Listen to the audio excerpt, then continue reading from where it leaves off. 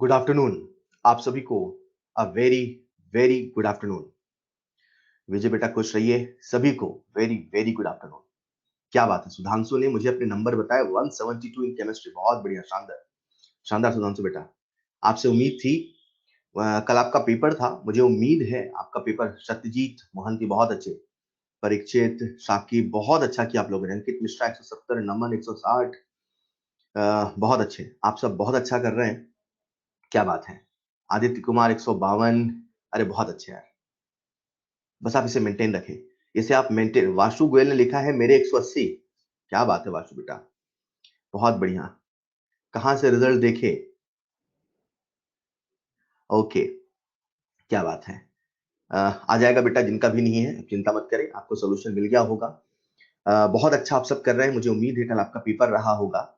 Paper आप सबने अच्छा किया होगा, लेकिन एक पेपर के बाद अगले पेपर की तैयारी शुरू हो जाती है, ठीक है। तो जब तक बाकी बच्चे ऑनलाइन आ रहे हैं, मैं आप सबसे कुछ बातें कर लूं।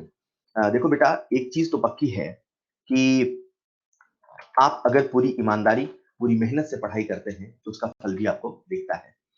आज हम लोग नया चैप्टर स्टार्ट करने जा रहे हैं, जैसा आप सबको पता है, जैसा आप सबको ज्ञात है। और उस चैप्टर का नाम है थर्मोडायनेमिक्स, राइट। हम लोग आज शुरू करने वाले हैं थर्मोडायनेमिक्स, और मुझे आप सबका पूरा ध्यान चाहिए, ठीक है। अ, कोई बच्चे ऐसे भी होंगे, जैसे कभी बीच में ऐसा हुआ था, जैसे जो हिंदी वाले बैच थे उसमें ऐसा हुआ कि बच्चों ने कहा कि सर हमारा बीच में 7-8 दिन से हमारे एरिया में इंटरनेट बंद था, हम ये नहीं कर पाए, वो नहीं कर पाए, ठीक है।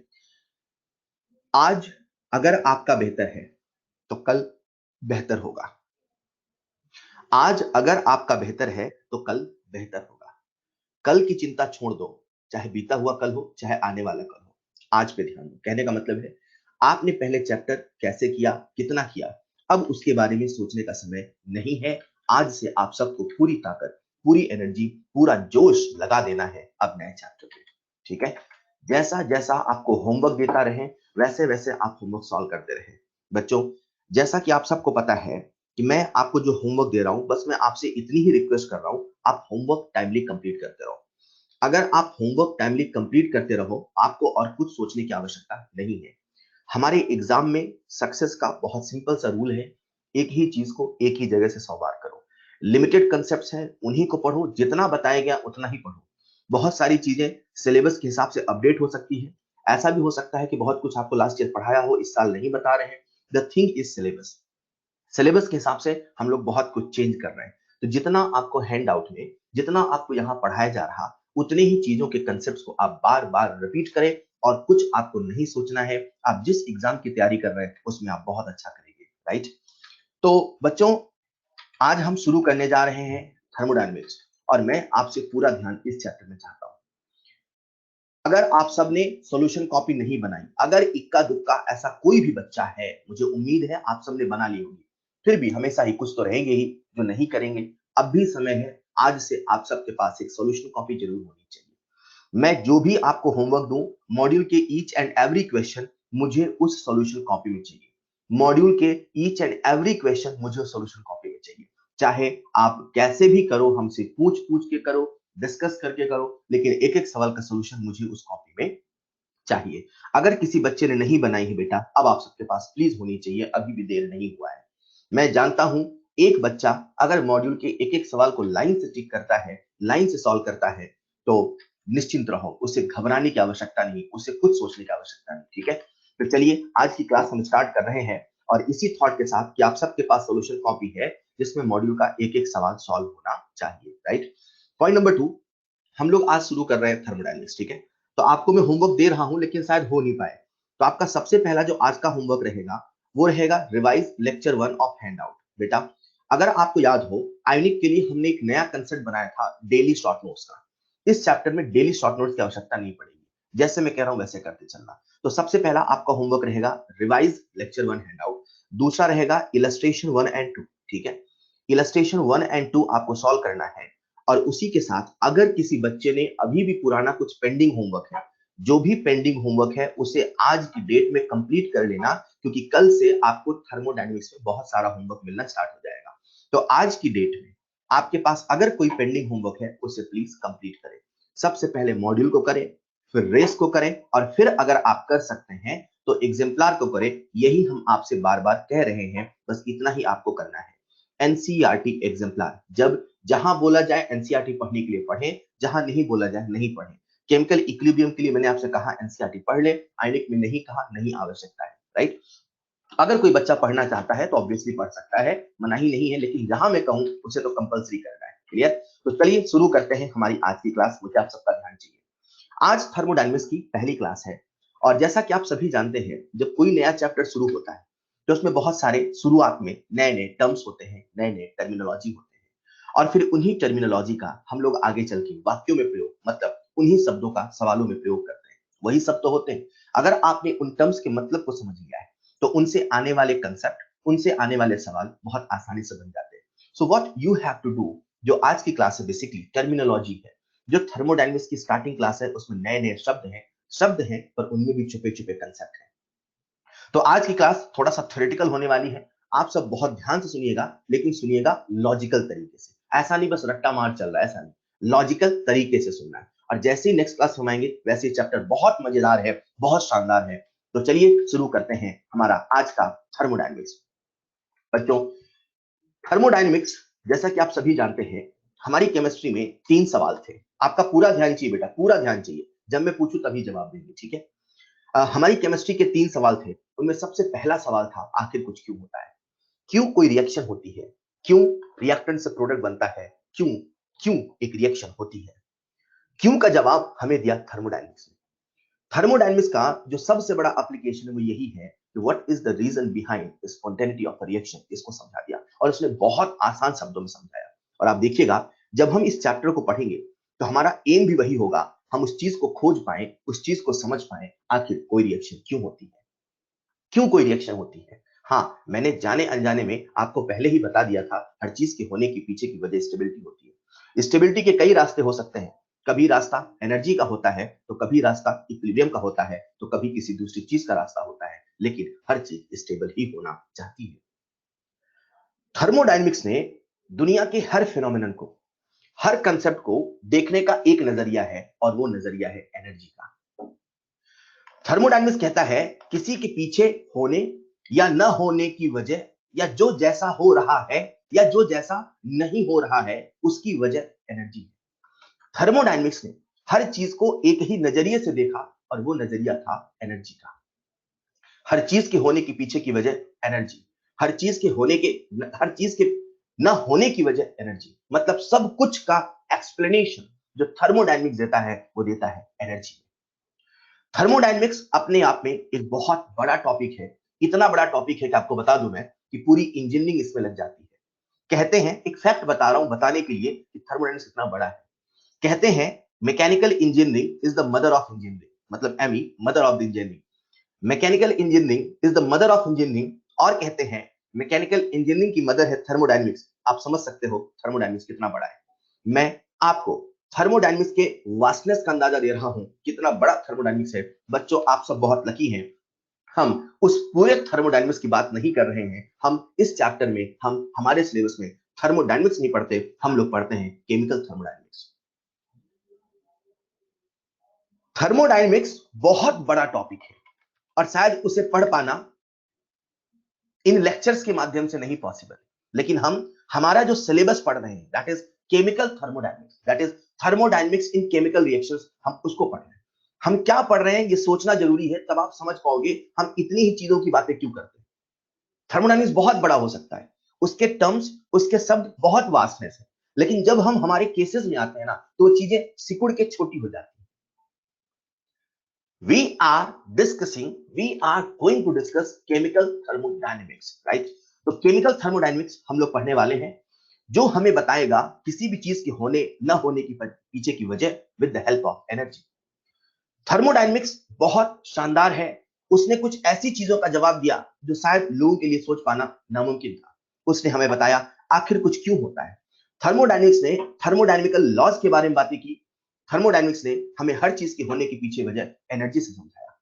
लोग कहते हैं, वो कहते हैं ना, कुछ लोग होते हैं जिन्हें आलोचक कहते हैं। आलोचक मतलब जो हर चीज में कमी ढूंढ लेते हैं।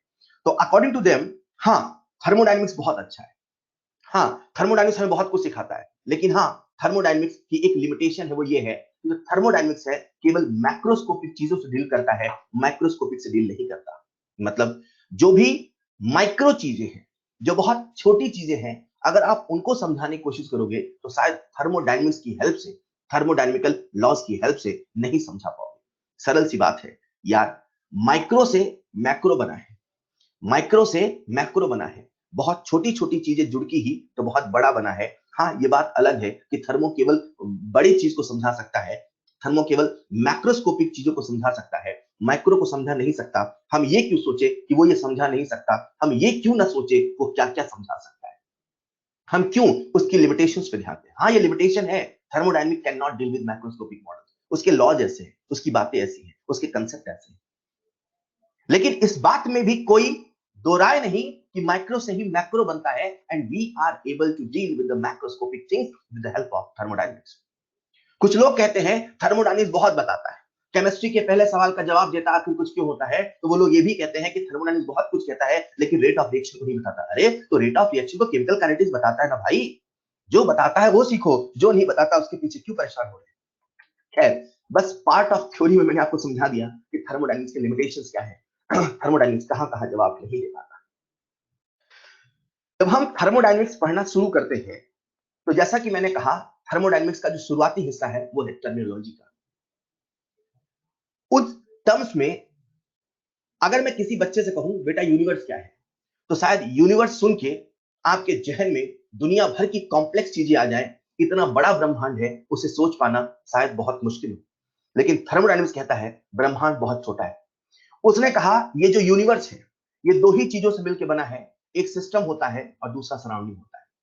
ये यूनिवर्स जिसे आप बहुत कॉम्प्लेक्स मान सकते हो, थर्मोडायनेमिक्स की नजर में ये बहुत सिंपल है, बस दो ही चीजों से मिलकर बना है, एक सिस्टम है और सिस्टम को छोड़ के बाकी सब सराउंडिंग है। और जैसे ही सिस्टम और सराउंडिंग मिलते हैं, जैसे ही सिस्टम और सराउंडिंग मिलते हैं, वैसे ही यूनिवर्स का फॉर्मेशन होता है।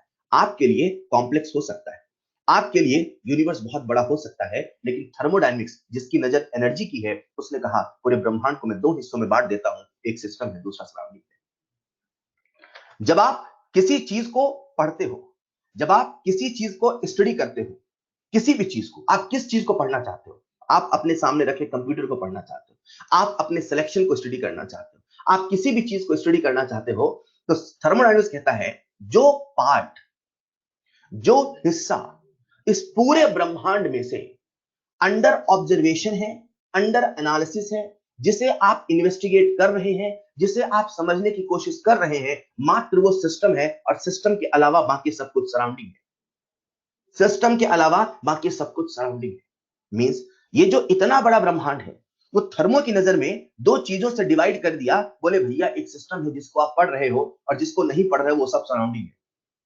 सर यार, यूनिवर्स इतना बड़ा है, हम जिस चीज को पढ़ रहे हैं वो एक छोटा सा हिस्सा हो सकता है। डिपेंड करता है आप स्टडी किस चीज की कर रहे हो, डिपेंड कर सकता है आप अपने आप को स्टडी कर रहे हो, डिपेंड कर सकता है आप जिस कमरे में बैठे उस कमरे को पढ़ रहे हो, डिपेंड कर सकता है कि आप जिस शहर में बैठे उस शहर को पढ़ रहे हो, डिपेंड करता है आप इंडिया को पढ़ रहे हो, डिपेंड करता है आप अर्थ को पढ़ रहे हो, डिपेंड करता है आप सोलर सिस्टम को पढ़ रहे हो, डिपेंड करता है आप पूरी यूनिवर्स को ही पढ़ रहे हो। The part of universe which is under observation और अंडर एनालिसिस, केवल वही सिस्टम है और सिस्टम के अलावा बाकी सब कुछ सराउंडिंग है। एनसीईआरटी के शब्दों में हम लोग सराउंडिंग को डेफिनेशन देते हैं, the rest part of the universe excluding the system is called surrounding. एक बच्चा बड़े ध्यान से सुन रहा था, उसने मुझसे डाउट पूछा, उसने कहा सर मान लीजिए मैं जिस कमरे में बैठा हूं मैं उस कमरे को स्टडी करना चाहता हूं। मैंने कहा ठीक है। उस कमरे के बहुत सारे पैरामीटर्स पे बात करना चाहता हूं। मैंने कहा ठीक है। मैं उस कमरे की स्टडी थर्मोडायनेमिक्स हेल्प की मदद से करना चाहता हूं। मैंने कहा ठीक है। सर मान लीजिए ये वो कमरा है जहां मैं बैठा हूं। मैंने कहा ठीक है। सर आपने कहा कि जिस कमरे को पढ़ रहे हो वो सिस्टम है। मैंने कहा बिल्कुल सही। सर फिर आपने ये भी कहा कि इस कमरे के अलावा बाकी सब कुछ जो है सराउंडिंग है। मैंने कहा बिल्कुल सही। सर इस कमरे के अलावा बगल वाला कमरा सराउंडिंग है। मैंने कहा हाँ। सर इस कमरे के अलावा हमारा पूरा शहर सराउंडिंग है। मैंने कहा हाँ। सर इस कमरे के अलावा अमेरिका सराउंडिंग है। मैंने कहा हाँ। इस कमरे के अलावा पूरा इंडिया सराउंडिंग है। मैंने कहा हाँ। उस बच्चे के मन में एक कंसेप्ट बैठ गया कि सिस्टम के अलावा बाकी सब कुछ छोड़ के सराउंडिंग होता है। लेकिन जब हम टेक्निकली बात करते हैं, जब हम न्यूमेरिकल पर्सपेक्टिव से बात करते हैं, जब हम कंसेप्ट की बात करते हैं तो यहां पे एक चीज आपको समझना जरूरी है। हाँ, ये सही है कि सिस्टम के अलावा बाकी सब कुछ सराउंडिंग है, लेकिन टेक्निकली, लेकिन न्यूमेरिकल के रिस्पेक्ट में, लेकिन जब हम कंसेप्चुअली बातें करेंगे तो आपको एक चीज समझना होगा, सराउंडिंग केवल वो हिस्सा है, सराउंडिंग केवल वो हिस्सा है, सराउंडिंग केवल वो हिस्सा है, surrounding is that part which can affected by system or which can affected by system or can affect system, जो सिस्टम को प्रभावित कर सकता है या सिस्टम से प्रभावित हो सकता है, मात्र वही चीज हमारी सराउंडिंग है, पूरी दुनिया सराउंडिंग नहीं है।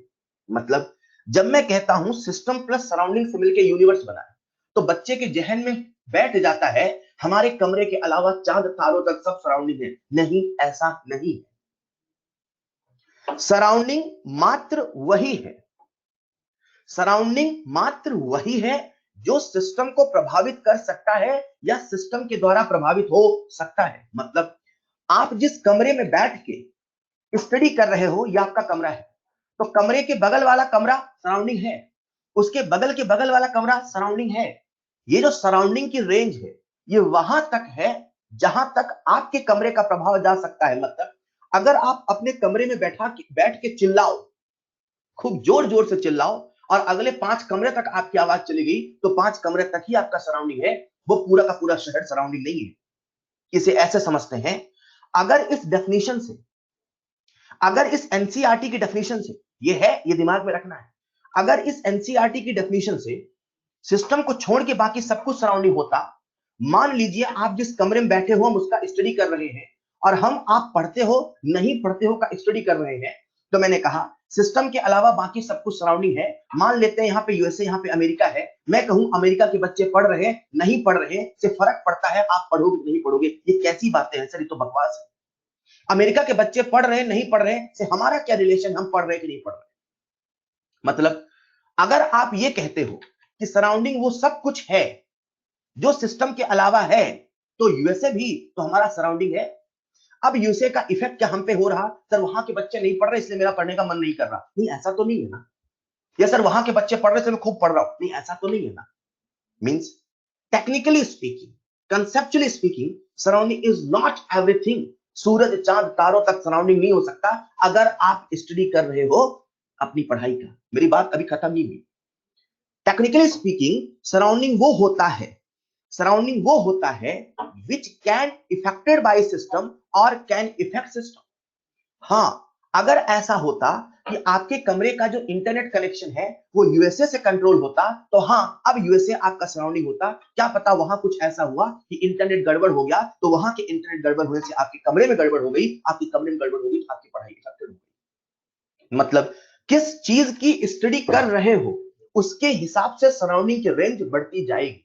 सराउंडिंग कभी बहुत छोटा हो सकता है तो कभी बहुत बड़ा हो सकता है। आपका मन पढ़ने में लग रहा कि नहीं लग रहा, इस चीज की स्टडी करनी है, तो हो सकता है यूएसए आपका सराउंडिंग हो या हो सकता है नहीं है। मेरी बात को समझने की कोशिश करिएगा। सराउंडिंग डेफिनेशन में तो कहा जाता है rest everything other than system is surrounding, but technically we can not deal with each and everything. मतलब अगर मुझे इस चीज का स्टडी करना है कि आप जिस कमरे में बैठे हो उस कमरे में पढ़ाई हो रही नहीं हो रही, तो उसका यूएसए से या किसी दूसरे शहर से रिलेशन है, नहीं ऐसा नहीं है। लेकिन हो सकता है आप किसी ऐसी चीज की स्टडी कर रहे हो जिसका रिलेशन उस शहर या उस जगह से हो सकता है, अब आपकी सराउंडिंग की रेंज बढ़ गई।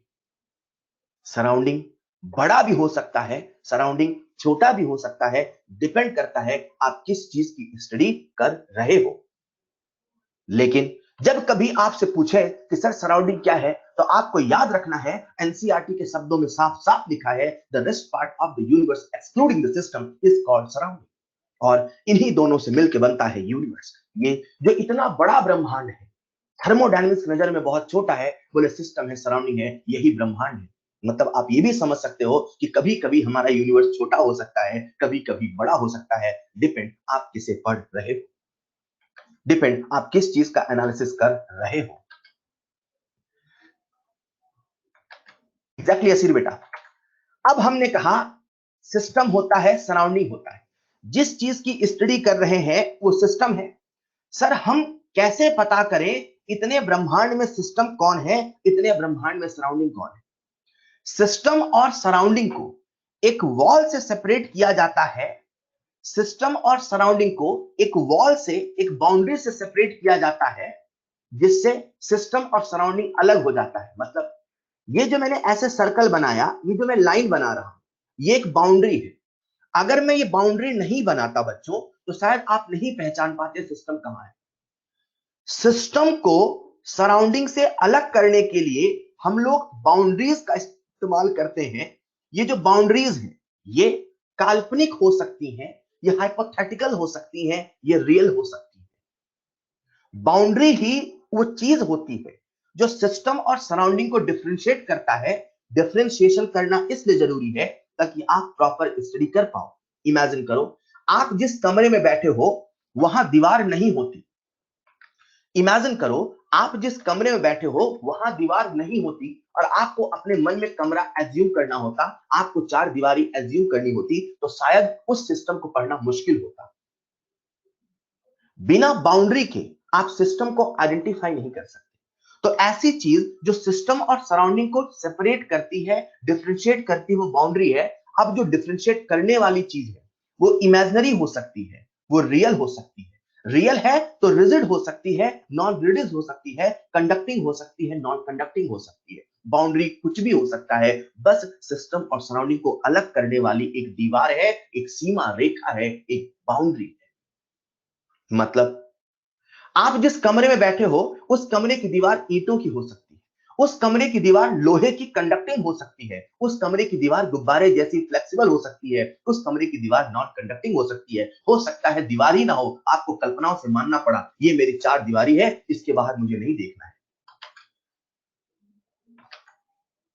बाउंड्री इमेजिनरी हो सकती है। इसका बड़ा बढ़िया रियल एग्जांपल हमें मिलता है बॉइलिंग में। खुले बर्तन में जब पानी उबलता है, खुले बर्तन में आपको ये और समझ में आएगा जब मैं सॉल्यूशन बताऊंगा इमेजिनरी का, वहां याद दिलाऊंगा।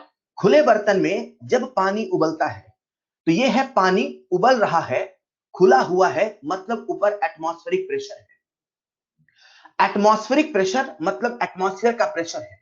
आपको एटमॉस्फेयर नजर नहीं आता है, लेकिन फिर भी उस पानी के ऊपर एटमॉस्फेयर एक प्रेशर लगा के रखा है। ये कुछ ऐसा है जैसे एक इमेजिनरी प्लेट रखा है, एक इमेजिनरी प्लेट रखा है, ऊपर से 1 एटीएम का प्रेशर लगा रहा। हाँ, वो हमें नजर नहीं आ रहा, लेकिन वहां पर भी इमेजिनरी बाउंड्री है।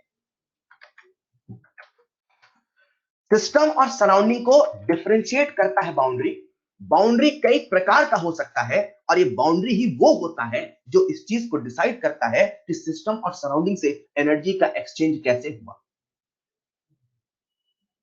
थर्मोडायनेमिक्स में हर चीज को देखने की नजर एनर्जी की है। आप जिस कमरे में बैठे हैं, इमेजिन करो, आप जिस कमरे में बैठे हैं, जिस कमरे में बैठे हैं उस कमरे की दीवार गुब्बारे की है। इमेजिन करो, केस वन, आप जिस कमरे में बैठे हैं उस कमरे की दीवार गुब्बारे की है और बगल वाले कमरे में एक बच्चा बैठा है जो कि सराउंडिंग का हिस्सा है।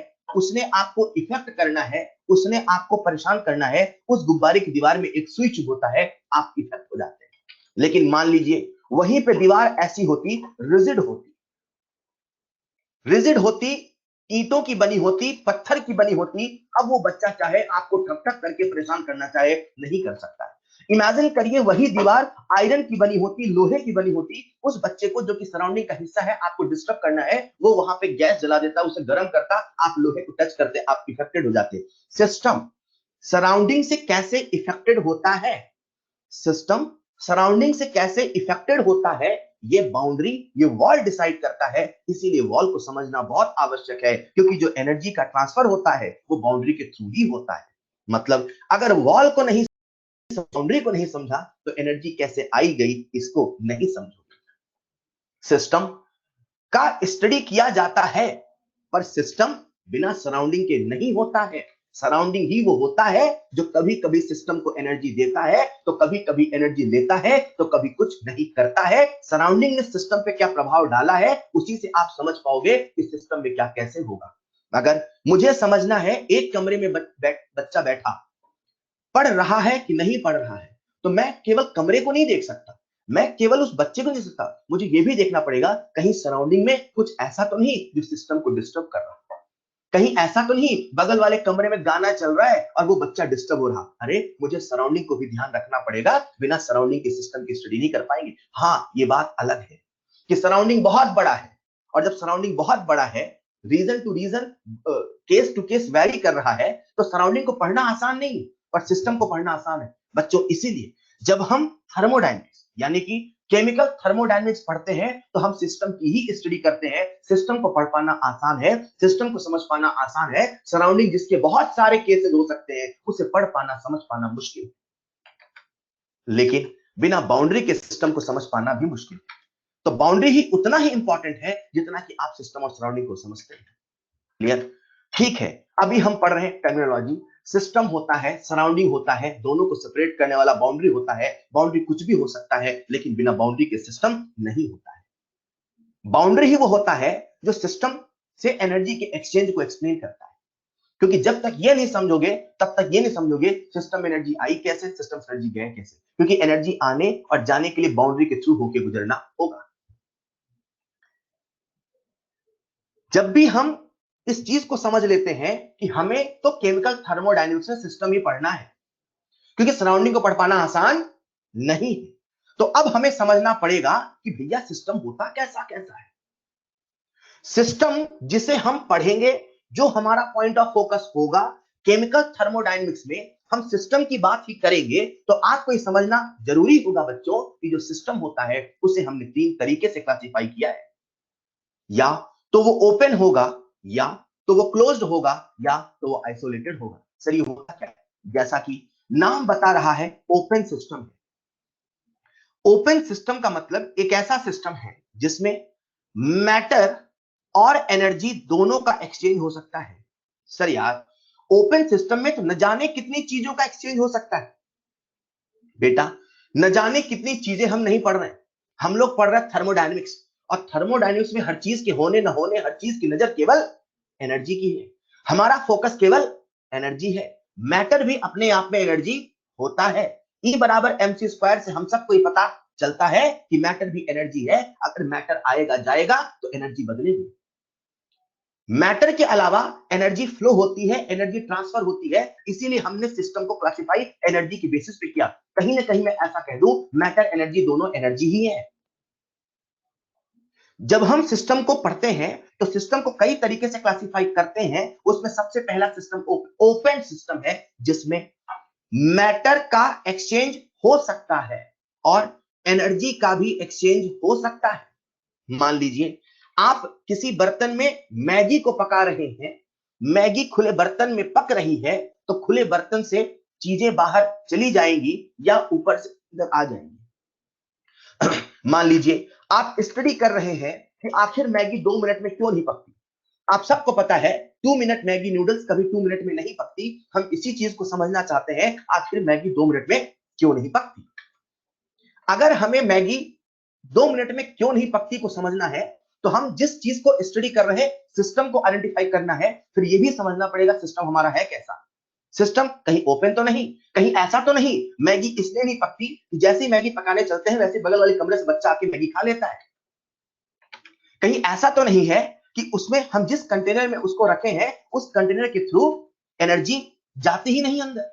हो सकता है वो जो कंटेनर में आप मैगी पका रहे हो वो ईंटों की बनी है, पत्थर की बनी है, गैस में रखे हो पक ही नहीं रहा है। मेरी बात को समझिएगा। It is important to know, it is important to understand what are the boundaries. वो कौन सी बाउंड्रीज हैं जिससे एनर्जी ट्रांसफर होगी नहीं होगी। मैंने कहा ओपन सिस्टम एक ऐसा सिस्टम है लल्ला, जिसमें मैटर भी एक्सचेंज होगा, एनर्जी भी एक्सचेंज होगा। जैसे मैंने कह दिया एनर्जी एक्सचेंज होगा, आंख बंद करके क्लियर है कि इसकी जो बाउंड्री है वो तो कंडक्टिंग है। अरे जब कंडक्टिंग है तभी तो एनर्जी का एक्सचेंज होगा। अगर नॉन कंडक्टिंग होता तो कैसे एनर्जी का एक्सचेंज होता। तो ओपन सिस्टम एक ऐसा सिस्टम है जिसमें मैटर और एनर्जी दोनों का एक्सचेंज होता है। बच्चों, आप सब बड़े लकी हैं, आप ओपन सिस्टम को नहीं पढ़ रहे हो। क्या बात है सर। ओपन सिस्टम को इसलिए नहीं पढ़ते हैं ज्यादा, क्योंकि इसे पढ़ना बड़ा मुश्किल होता है। लेके चलते हैं कुछ, बीच में हो जाता है कुछ। आप पढ़ रहे थे मैगी 2 मिनट में क्यों नहीं पकती, तो आप लेके चले थे मैगी का एक पाउच, पकाने चले थे, हो गया आधा या हो गया कुछ और, तो समझ में नहीं आता भाई हम लिए क्या थे, हो क्या गया। ओपन सिस्टम को पढ़ना मुश्किल होता है क्योंकि मैटर का एक्सचेंज होता है, लगातार मैटर बदलता होता है, तो पढ़ना आसान नहीं मुश्किल होता है। You guys are lucky enough, आप ओपन नहीं आप क्लोज पढ़ते हो। सर ये क्लोज सिस्टम क्या होता है? क्लोज सिस्टम एक ऐसा सिस्टम होता है जिससे मैटर का एक्सचेंज तो नहीं होता, वही मैगी का बर्तन आप ढक दो, सील पैक कर दो, लॉक लगा के ताला लगा दो, अब पकाने चलो। पक्का पता है कि मैगी का एक्सचेंज नहीं होगा, पक्का पता है मैगी चोरी नहीं होगी, पक्का पता है कोई और आके पानी नहीं मिलाएगा। मतलब वो जो कंटेनर है अगर आपने उसे हर तरफ से ढक दिया, दैट इज क्लोज सिस्टम कर दिया, अंदर जो लेके चले थे वही रहेगा, बदल न जाएगा, मैटर वेरिएबल नहीं होगा। टेक्निकली बोले तो जो लेके चल रहे थे वही रहेगा, वो वेरिएबल नहीं होगा। लेकिन इसकी जो बाउंड्री है, बाउंड्री से एनर्जी जा रही है, मैटर का एक्सचेंज नहीं होता लेकिन एनर्जी का एक्सचेंज होता है। जैसे ही मैंने कहा एनर्जी का एक्सचेंज होता है, मतलब एक बात तो पक्की है, वो जो बाउंड्री है वो कंडक्टिंग है। बच्चों फिर से आप फोकस करिएगा, मैंने कहा बाउंड्री बहुत इंपॉर्टेंट रोल प्ले करता है। एक बच्चा सोने के बर्तन में मैगी पका रहा, एक बच्चा लोहे के बर्तन मैगी पका रहा, एक बच्चा किसी ऐसे बर्तन मैगी पका रहा जिससे हीट का कंडक्शन नहीं होता। बर्तन के बदलने से, बाउंड्री के बदलने से एनर्जी का ट्रांसफर बदलेगा, मैगी के पकने का समय बदलेगा, मैगी के पकने का समय बदलेगा। अरे सोने के बर्तन पकाया, चांदी के बर्तन पकाया, इतना बढ़िया कंडक्शन होगा कि रखते से सारी की सारी हीट अंदर पहुंचेगी और फटाफट मैगी उबलेगी। लेकिन बाउंड्री मतलब जिसके थ्रू एनर्जी का एक्सचेंज हो रहा है, ये समझना जरूरी है वो कंडक्टिंग है कि नहीं है। तो मैंने कहा क्लोज सिस्टम एक ऐसा सिस्टम होता है जिसमें मैटर का एक्सचेंज तो नहीं होता लेकिन एनर्जी का एक्सचेंज होता है, मतलब बाउंड्री कंडक्टिंग होता है, बाउंड्री इंसुलेटेड नहीं है। सर ये इंसुलेटेड क्या होता है? इंसुलेटेड का मतलब है एनर्जी का एक्सचेंज नहीं हुआ।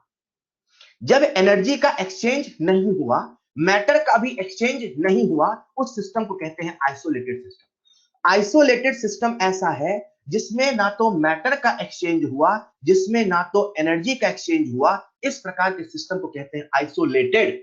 आइसोलेटेड अलग थलग, दुनिया से तन्हा, किसी एक कोने में रखा हुआ, जिससे ना तो मैटर का एक्सचेंज है ना तो एनर्जी का एक्सचेंज है, ऐसे सिस्टम को बोलते हैं आइसोलेटेड सिस्टम।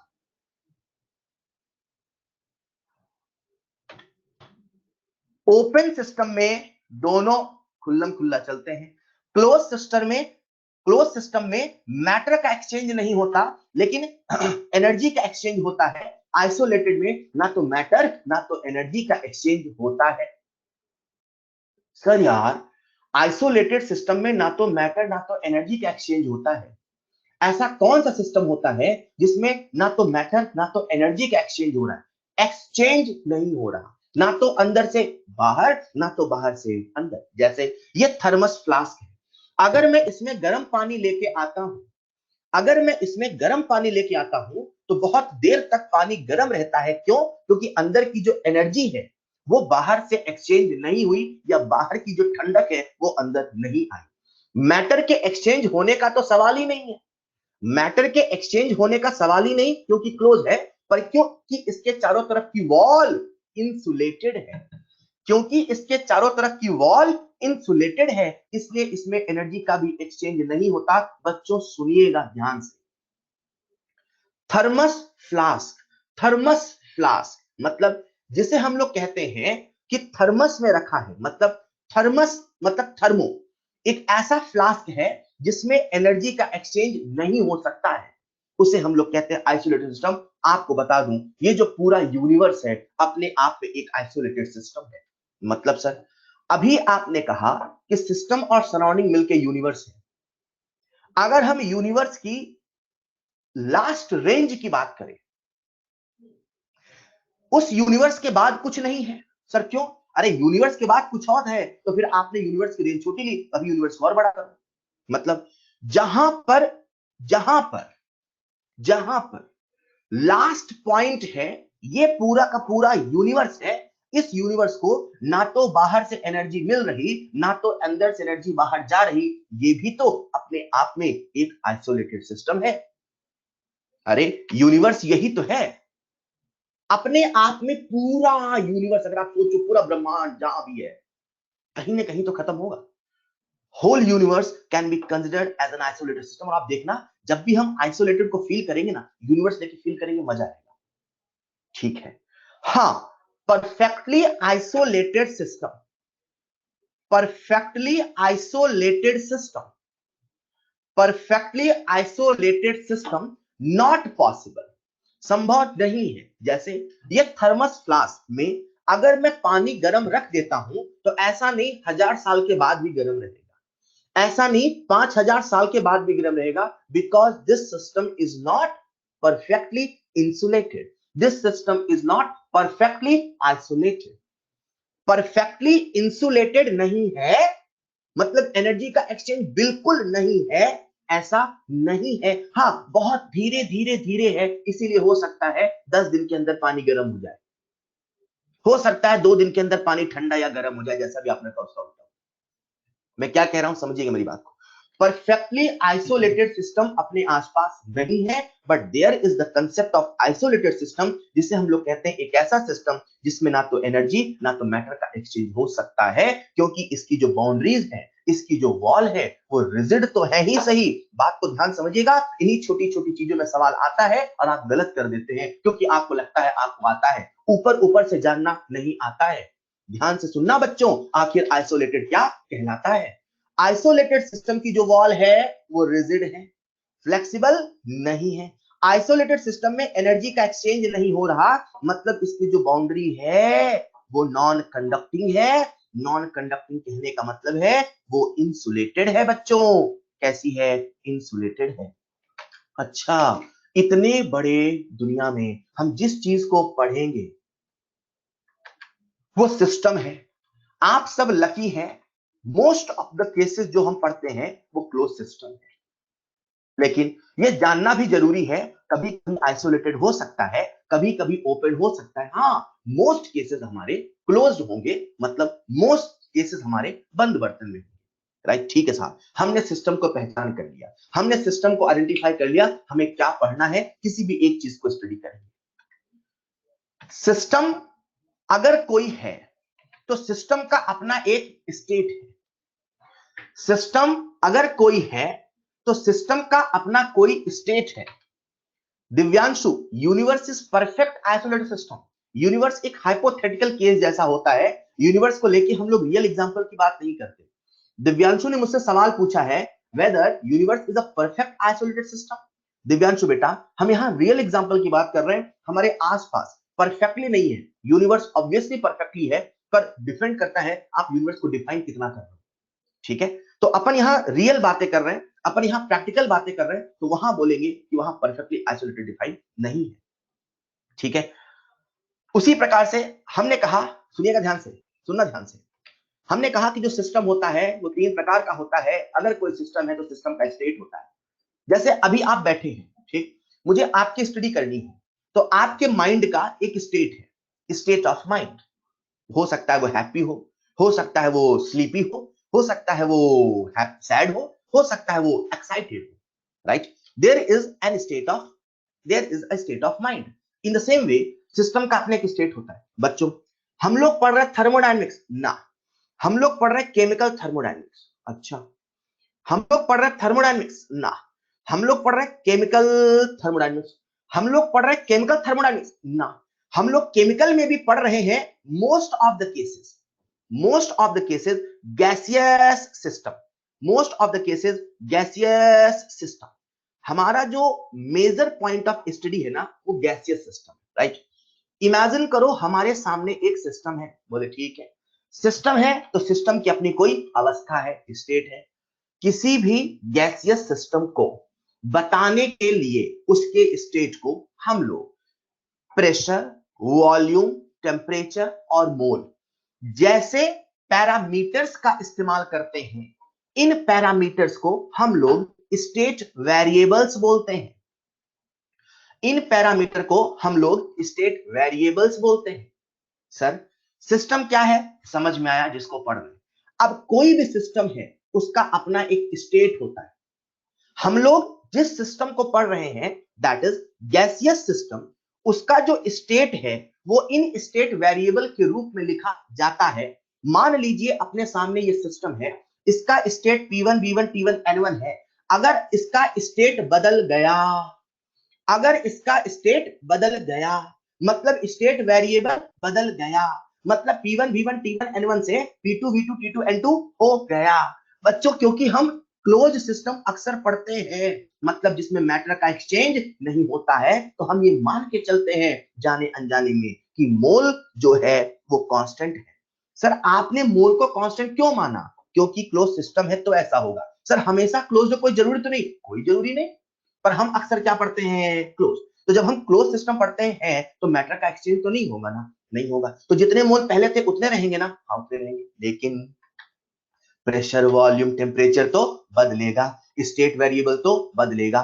जब कोई सिस्टम होता है उसका एक स्टेट होता है, स्टेट स्टेट वेरिएबल के रूप में लिखा जाता है। जब स्टेट वेरिएबल बदलता है, जब स्टेट वेरिएबल बदलता है तो हम कहते हैं सिस्टम का स्टेट बदल गया। सर स्टेट वेरिएबल अपने आप बदलता है कि हमें कुछ करना पड़ता है तो बदलता है? थर्मोडायनेमिक्स में हर चीज के होने न होने के पीछे की वजह एनर्जी है। अगर इसका स्टेट P1 V1 T1 था, फिर P2 V2 T2 हो गया, मतलब एनर्जी का एक्सचेंज हुआ है। एनर्जी के एक्सचेंज के लिए हमें प्रोसेस करना होता है, एनर्जी के एक्सचेंज के लिए हमें प्रोसेस करना होता है। ये जो प्रोसेस होता है, इसी प्रोसेस में एनर्जी का एक्सचेंज होता है, और जब एनर्जी का एक्सचेंज होता है तो सिस्टम का स्टेट बदल जाता है। अच्छा, मतलब सिस्टम होगा, सिस्टम का स्टेट होगा, सिस्टम होगा, सिस्टम का स्टेट होगा। जो स्टेट होगा वो स्टेट वेरिएबल के रूप में लिखा जाएगा। सिस्टम होगा, सुनना ध्यान से बेटा, कंसेप्ट बनने वाले हैं।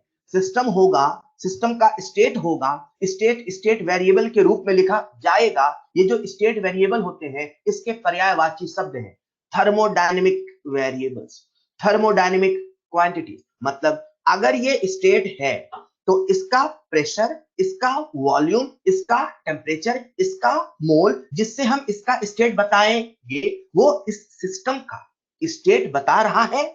उसके बदलने से, उसके वेरी होने से स्टेट बदल रहा है, इसलिए वो स्टेट वेरिएबल है, और उसी का पर्यायवाची सिनोनिम थर्मोडायनेमिकल वेरिएबल भी है, थर्मोडायनेमिक क्वांटिटीज भी है।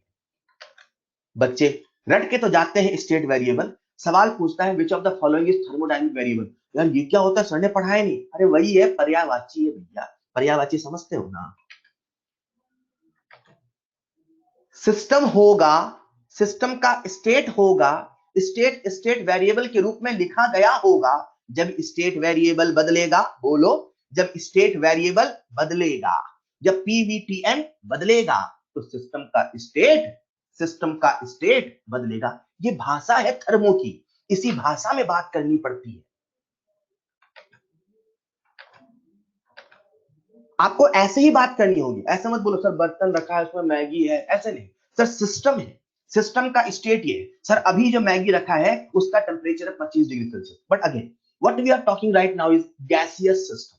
तो गैसियस सिस्टम मतलब हम समझने के लिए तो मैगी ले लेते हैं, लेकिन हम पढ़ क्या रहे ये भी समझ लो ना, हम मैगी नहीं पढ़ रहे हैं, हम क्या पढ़ रहे हैं? Gaseous system. क्लियर? तो सिस्टम होगा, उसका स्टेट होगा, वही स्टेट वेरिएबल होता है। जब स्टेट वेरिएबल बदलता है तो सिस्टम का स्टेट बदलता है। स्टेट वेरिएबल अपने आप नहीं बदलता है, स्टेट वेरिएबल को बदलने के लिए हमें प्रोसेस करना होता है, क्योंकि प्रोसेस में एनर्जी का एक्सचेंज होता है, क्योंकि प्रोसेस में एनर्जी का एक्सचेंज होता है। किसी भी सिस्टम का जो स्टेट होता है, जैसे ये सिस्टम है, अभी इसका इनिशियल स्टेट, ये सिस्टम है, अभी इसका इनिशियल स्टेट है, मतलब अभी इसका प्रेशर P1, अभी इसका वॉल्यूम V1, अभी इसका टेम्परेचर T1, और अभी इसका मोल N है। जब स्टेट वेरिएबल्स बदलते हैं तो उनमें से कुछ ऐसे वेरिएबल होते हैं जो केवल स्टेट पर डिपेंड करते हैं। मतलब जैसे मैं बात करूं वॉल्यूम की, अगर ये सिस्टम है, मान लो गुब्बारा है, अभी इसका वॉल्यूम V1 है, आपने इसे फुलाया, फुला के वॉल्यूम बढ़ाया, वॉल्यूम V1 से V2 आया, फर्क इससे नहीं पड़ता आपने कैसे फुलाया, पंप से कि मुंह से, कैसे फुलाया, फर्क इससे पड़ता है पहले वॉल्यूम कितना था, बाद में वॉल्यूम कितना है। मतलब इसे ऐसे फील करो, जब हम न्यूमेरिकल प्रॉब्लम सॉल्व करेंगे और कभी वॉल्यूम आएगा तो आपके दिमाग में ये नहीं आए सर ने कैसे वॉल्यूम बढ़ाया होगा, या सर ने कैसे घटाया होगा। अरे कैसे बढ़ाया होगा, कैसे घटाया होगा से महत्वपूर्ण ये है कितना था और कितना है, क्योंकि ये स्टेट फंक्शन। अच्छा, सिस्टम का जो स्टेट होता है, जब स्टेट बदलता है, तो जब स्टेट बदलता है तो उसमें कुछ ऐसे भी वेरिएबल्स होते हैं। अब मैं टेक्निकल भाषा में बात कर रहा हूं। जब सिस्टम का स्टेट बदलता है तो उसमें कुछ ऐसे वेरिएबल्स होते हैं जो इस बात पे डिपेंड करते हैं कि इनिशियल स्टेट क्या था, फाइनल स्टेट क्या था। उन्हें इससे मतलब नहीं आपने वो कैसे अंजाम दिया। मतलब जैसे वॉल्यूम हुआ, जैसे टेम्परेचर हुआ, टेम्परेचर T1 से T2 हुआ, फर्क इससे नहीं पड़ता कैसे बढ़ाया कैसे घटाया, फर्क इससे पड़ता है पहले कितना था अभी कितना है। बच्चों, आप सभी अचीवर में हैं, पहली बार थर्मो नहीं पढ़ रहे हैं। आप सब जानते हैं इस चैप्टर में internal energy, enthalpy, entropy, Gibbs energy जैसे शब्द आएंगे। मैं आपको पहले ही बता देता हूं, ये जो इंटरनल एनर्जी है, ये जो इंथैल्पी है जो आगे आएगा क्या है डिटेल में समझेंगे। ये जो एंट्रोपी है, ये जो गिब्स एनर्जी है, ये जो टेम्परेचर, प्रेशर, वॉल्यूम है, ये जो स्टेट वेरिएबल्स हैं बच्चों, ये सारे के सारे ही स्टेट फंक्शन होते हैं। मतलब आपने कैसे स्टेट को बदला ये इंपॉर्टेंट नहीं रखता, इंपॉर्टेंट ये रखता है कि फाइनल वैल्यू क्या है, इनिशियल वैल्यू क्या थी। जो भी स्टेट फंक्शन होता है उसे हम लोग कैपिटल लेटर से लिखते हैं। कोई भी स्टेट फंक्शन होगा it is written in capital letters, या जिसे कैपिटल लेटर से लिखा है तो आप समझ जाना वो स्टेट फंक्शन है। उसमें आप मुझसे ये मत पूछना सर ये कैसे हुआ होगा, आप तो इस पे फोकस करना अच्छा ये है।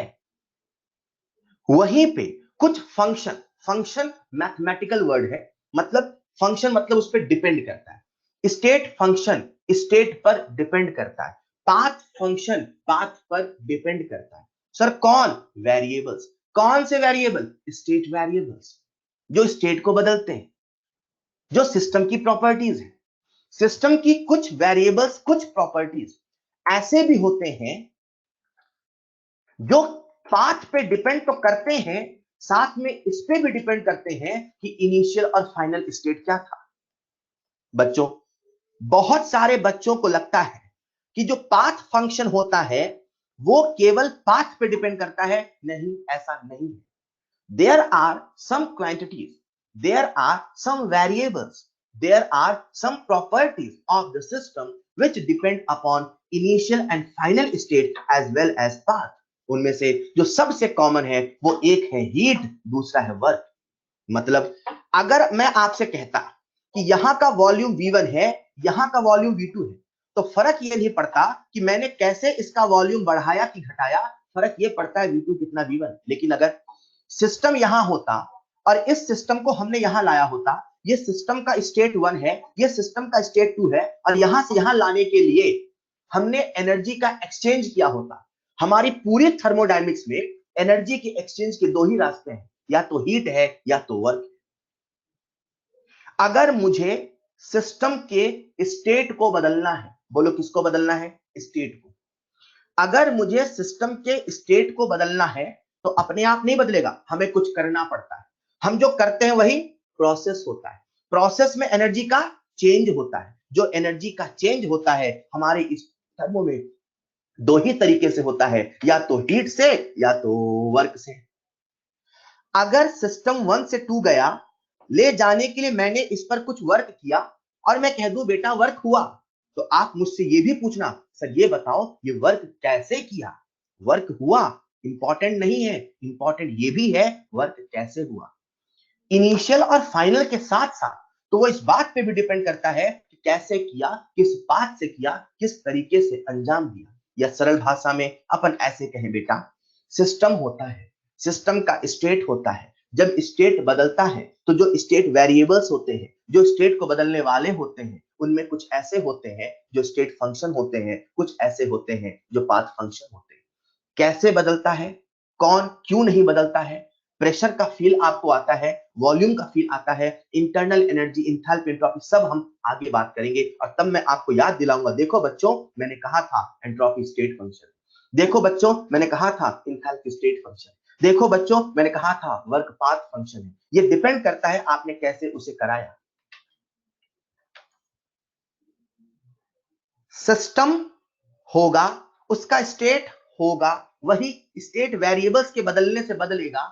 जब स्टेट वेरिएबल बदलता है, तो स्टेट वेरिएबल जब बदलता है तो कुछ क्वांटिटीज ऐसी होती है जो स्टेट फंक्शन होती है, और कुछ क्वांटिटीज ऐसी होती है जो पाथ फंक्शन होती है। मैं बार बार एक शब्द बोल रहा था, अगर आपने गौर किया, सिस्टम की कुछ प्रॉपर्टीज, सिस्टम की कुछ प्रॉपर्टीज। बच्चा मुझसे पूछ सकता है, sir what do you mean by properties of the system? जिस चीज को स्टडी कर रहे हो वो कई चीजों से हो सकती है। फॉर एग्जाम्पल, आप स्टडी कर रहे हो, जिस कमरे में बैठ के आप पढ़ रहे हो, ठीक है, तो जिस कमरे में आप बैठ के पढ़ रहे हो वहां की लाइट एक फैक्टर हो सकता है आपकी पढ़ाई के लिए। आप जिस कमरे में बैठ के पढ़ रहे हो, लेट्स से वहां जो इंटरनेट है वो भी एक फैक्टर हो सकता है आपकी पढ़ाई के लिए। आप अच्छा पढ़ते हो नहीं पढ़ते हो, internet is also one factor. किसी भी चीज को जब हम पढ़ते हैं, किसी भी सिस्टम का जब हम एनालिसिस करते हैं, तो जो भी सिस्टम होता है उसकी अपनी कुछ प्रॉपर्टीज होती है, बहुत सारी हो सकती है। आप किसी सोल्यूशन को पढ़ रहे हो तो उसका कंसंट्रेशन, उसकी एक प्रॉपर्टी हो सकती है। आप लेट्स से फिजिक्स के किसी सिस्टम को पढ़ रहे हो तो हो सकता है वहां पे जो चार्ज है वो उसकी प्रॉपर्टी हो सकती है, वहां जो इलेक्ट्रिक फील्ड है वो प्रॉपर्टी हो सकती है। आप बैटरी को पढ़ रहे हो तो बैटरी का जो ईएमएफ है उसकी प्रॉपर्टी हो सकती है। सिस्टम जब हम पढ़ते हैं तो सिस्टम की अपनी कुछ प्रॉपर्टीज होती है। किसी भी सिस्टम की, किसी भी सिस्टम की जो प्रॉपर्टी है, कोई भी प्रॉपर्टी है, गारंटी है वो दो तरीके की, या तो वो इंटेंसिव है या तो वो एक्सटेंसिव है। सिस्टम होगा, सिस्टम का स्टेट बदलना होगा। जब सिस्टम का स्टेट बदलते हो तो प्रोसेस करना होता है। जब सिस्टम का स्टेट बदलता है तो सिस्टम की अपनी कुछ प्रॉपर्टीज होती हैं। कोई भी प्रॉपर्टी होती है वो दो प्रकार की होती है, या तो इंटेंसिव है, बोलो, या तो एक्सटेंसिव है। इंटेंसिव ऐसी प्रॉपर्टी है जो मैटर पर, जो साइज पर, जो मास पर डिपेंड नहीं करती है। बच्चे इसको ऐसे याद रख सकते हैं, I for independent, I for independent, I for intensive. जो मैटर से इंडिपेंडेंट है, जो मास से इंडिपेंडेंट है, कहने का तात्पर्य है किसी भी सिस्टम की कुछ प्रॉपर्टीज ऐसी हैं जो मैटर पे डिपेंड नहीं करती, वहीं पे कुछ प्रॉपर्टी ऐसी हैं जो क्वांटिटी ऑफ मैटर पे डिपेंड करती है। जो क्वांटिटी ऑफ मैटर पे डिपेंड करती हैं, सिस्टम में प्रेजेंट है, उन्हें हम लोग कहते हैं एक्सटेंसिव प्रॉपर्टी। सर इसे एग्जांपल से समझाओ ना। मान लीजिए ये बॉटल में रखा पानी है, पानी का टेम्परेचर है, हम पानी को स्टडी करना चाहते हैं, तो उस पानी के कई सारे प्रॉपर्टी हो सकते हैं। उसका टेम्परेचर हो सकता है, उसका वेट हो सकता है, पानी के कितने मोल है ये हो सकता है। अगर मैं इस सिस्टम के अंदर रखे पानी के टेम्परेचर, जो कि एक प्रॉपर्टी है और वो स्टेट वेरिएबल भी है, स्टेट वेरिएबल प्रॉपर्टीज हो सकते हैं, प्रॉपर्टीज स्टेट वेरिएबल हो सकते हैं, नहीं भी हो सकते हैं। टेम्परेचर बदलेगा तो सिस्टम का स्टेट बदलेगा। मजे की बात है, सिस्टम की प्रॉपर्टी भी तो टेम्परेचर है। सिस्टम कैसा है, ठंडा है कि गर्म है, अरे टेम्परेचर तो डिसाइड करेगा, तो सिस्टम की प्रॉपर्टी हुई नहीं? हाँ है। बॉटल में रखा पानी है, ये जो पानी का टेम्परेचर है वो टी है। अगर मैं आधा पानी ले लूं, अगर मैं 1/4 पानी ले लूं, अगर मैं एक बूंद पानी ले लूं, तो क्या टेम्परेचर बदलेगा? नहीं। मतलब इस बॉटल में रखे पानी की एक प्रॉपर्टी टेम्परेचर है, जो कितना पानी लेते हो पर डिपेंड नहीं करता है। मतलब जो टेम्परेचर है वो इंटेंसिव है। बच्चों मुझे उम्मीद है आप सब बड़े ध्यान से सुन रहे हो। हाँ सर, ये तो हमें पता है कि जो मैटर पे डिपेंड नहीं करता वो इंटेंसिव है। हमें पता है जो क्वांटिटी ऑफ मैटर पे डिपेंड करता है वो एक्सटेंसिव है। एक्सटेंसिव हुआ या इंटेंसिव हुआ, ये सिस्टम की प्रॉपर्टीज है। जो सिस्टम की प्रॉपर्टी नहीं है वो इंटेंसिव एक्सटेंसिव की कैटेगरी में नहीं है। अच्छा, intensive and extensive are the word used for properties of system. जो सिस्टम का नहीं है वो इंटेंसिव एक्सटेंसिव कैटेगरी में नहीं है। Intensive properties, extensive properties are used for system. जैसे मैं बात करूं वॉल्यूम की, थोड़ा अमाउंट लोगे थोड़ा वॉल्यूम होगा, ज्यादा अमाउंट लोगे ज्यादा वॉल्यूम होगा, volume is an extensive property. मैं बात करूं मास की, थोड़ा अमाउंट लोगे कम मास होगा, ज्यादा अमाउंट लोगे ज्यादा मास होगा, mass is an extensive property.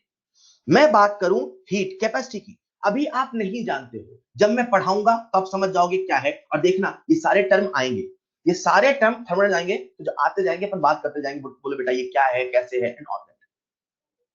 Heat capacity का मतलब होता है amount of heat required to raise the temperature of a substance by 1 degree Celsius. थोड़ा सब्सटेंस लेके गर्म करोगे तो थोड़ा हीट लगेगी, ज्यादा सब्सटेंस लेके गर्म करोगे तो ज्यादा हीट लगेगी। मतलब ये भी अमाउंट ऑफ मैटर पे डिपेंड करता है। मोल की बात करें, ये भी एक्सटेंसिव। अगर मैं बच्चे से पूछ लूं बेटा मोलैरिटी क्या है, सर मोलैरिटी अब ये कैसे बताएं? सर आपने कहा था कि जो प्रॉपर्टी मैटर पे डिपेंड करे वो एक्सटेंसिव है, जो मैटर से इंडिपेंडेंट हो आई वो इंटेंसिव है। सर मोलैरिटी कैसे पता करें? बेटा कुछ प्रॉपर्टीज को आप देख के समझ जाते हो, कुछ प्रॉपर्टी को आप देख के समझ जाते हो कि वो एक्सटेंसिव है कि इंटेंसिव है। कुछ प्रॉपर्टी को देख के नहीं समझते हो वो एक्सटेंसिव है कि इंटेंसिव है, तो उसके लिए अपन दो रूल बना लेते हैं। पहला रूल ये कहता है कि extensive upon extensive this is equal to intensive. पहला रूल ये कहता है extensive upon extensive is equal to intensive. मतलब मैंने आपसे पूछा मोलैरिटी क्या है, तो मोलैरिटी को देखो उसका फॉर्मूला क्या है, N बाई वी। N का मतलब है मोल जो कि एक एक्सटेंसिव है, V का मतलब है वॉल्यूम जो कि एक एक्सटेंसिव है। मतलब हमारा रूल कहता है एक्सटेंसिव अपॉन एक्सटेंसिव एक इंटेंसिव है, मतलब जो मोलैरिटी है वो इंटेंसिव है।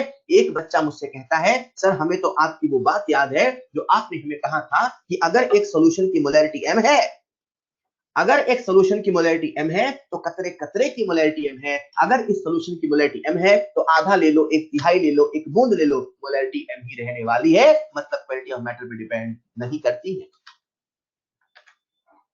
मोलैरिटी हो गई या जितने भी कंसंट्रेशन टर्म्स हो गए, they all are intensive properties. अच्छा, सारे कंसंट्रेशन टर्म इंटेंसिव प्रॉपर्टी है। ये जो आपके सामने टेबल बनी है, स्लाइड में बनी है, रटना नहीं है, सब आपके इस सिलेबस में आएगा, वो अपने आप याद हो जाएगा। रटना नहीं है, गिव्स फ्री एनर्जी होता है, रटना नहीं है, कंसेप्ट को समझो, सब याद हो जाएगा। अभी मैं सब नहीं बताऊंगा, अभी जो आप जानते हो बस वही बताऊंगा। आप जानते हैं कि मोलैरिटी कंसंट्रेशन जो यूनिट है तो सारी की सारी इंटेंसिव है। बच्चों आपको मैं एक बढ़िया बात बताऊं, अगर किसी एक्सटेंसिव प्रॉपर्टी को पर यूनिट में लिख दो, कैसे लिख दो? पर यूनिट, मतलब पर मोल बोल दो, पर यूनिट बोल दो, कोई भी पर यूनिट बोल दो भैया, वो भी इंटेंसिव बन जाती है। मतलब सुनना ध्यान से, गिब्स फ्री एनर्जी एक्सटेंसिव होता है, क्या होता है क्यों होता है मैं आगे बताऊंगा। लेकिन अगर गिब्स एनर्जी पर मोल बोल दो वो इंटेंसिव होता है। Rule number 1 extensive upon extensive intensive होता है। रूल नंबर 2 किसी भी एक्सटेंसिव को पर यूनिट में कह दो वो इंटेंसिव होता है, किसी भी एक्सटेंसिव को पर यूनिट में कह दो वो इंटेंसिव होता है। क्लियर? ठीक है साहब। आपने कहा कुछ ऐसी प्रॉपर्टीज होती हैं जो क्वांटिटी ऑफ मैटर पे डिपेंड करती हैं, एक्सटेंसिव। आई से इंडिपेंडेंट डिपेंड नहीं करती, इंटेंसिव। ये केवल सिस्टम के लिए होता है। मैंने कहा बच्चे प्रेशर वॉल्यूम टेम्परेचर सर समझ में आता है। मैंने कहा मोलर मास, एक मोल का मास, सर एक मोल हो गया ना तो पर यूनिट हो गया ना, तो sir intensive. Molar volume, sir एक मोल का हो गया ना, मतलब वॉल्यूम पर यूनिट मोल हो गया, तो क्या हो गया? मोलर वॉल्यूम मतलब इंटेंसिव। मोलर हीट कैपेसिटी, जो हीट कैपेसिटी था वो एक्सटेंसिव है, मोलर बोल दिया मतलब पर यूनिट मोल, तो इंटेंसिव। जब भी कभी किसी चीज को पर यूनिट बोलते हैं तो उसे हम क्या कहते हैं बच्चों? इंटेंसिव। एक सवाल आपसे पूछ लूं क्या मैं? एक सवाल आपसे पूछ लूं क्या मैं? अरे सुन रहे हो क्या यार? आज बहुत सुनना है मुझे पता है, पर क्या करें, शुरुआती इसका जो स्वभाव है तो ऐसा ही है। अंकित मुझसे पूछा सर ऐसा क्यों? बेटा ऐसा क्यों नहीं, आपको मैंने तरीका बताया बेटा, ऐसा करके फटाफट हो जाएगा। मैंने आपको दो रूल बताए बेटा, ऐसा कर लो तो ऐसा होता है। एक सवाल मैं आपसे पूछ रहा हूं, एक सवाल मैं आपसे पूछ रहा हूं, बताओ बच्चों वॉल्यूम क्या है, एक्सटेंसिव की इंटेंसिव?